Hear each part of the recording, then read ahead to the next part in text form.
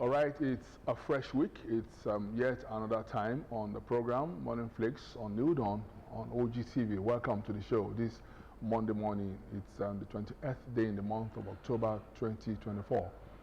My name is Abeokuta, and my colleague this morning is Adeokuta. We are here once more. Okay, good morning.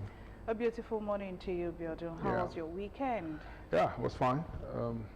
Yes, I mean, we're back, you know. What can we do? What can we do? What can we do? We're back. The grid again collapsed. Yeah, the third time. Last week. It collapsed 3 times last week, so Saturday was the third time last week. But the beauty of this one is that it came back, I think, a few hours after it collapsed. Yes, so it was said that it has to do with one of the transformer, I think. I don't know, I think it has to do with one of the transformer blowing up or something, so that was what affected the grid, and that was why it collapsed. But they were able to, TCN was able to work on it very quickly. I think we're getting used to that. When they say grid collapses, we're getting used to it. We should not get used to that. No, I think Nigerians are getting used to it. It doesn't come to them as a surprise anymore. It could come as a surprise to some people in some other climes. When you say your grid collapses, you know, they keep wondering, but it's but in all fairness, light has actually been very constant this past few days. Where you live, only where you live. Some people, I mean, I was on the platform where some people actually said that where they live, they did not experience the public power supply in the last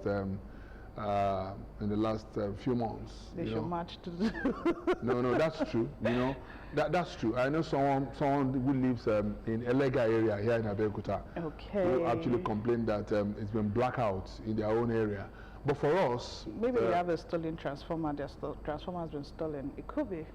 It could be. But then it's always dangerous for us to generalize and say electricity has been stable. You can only say in your area.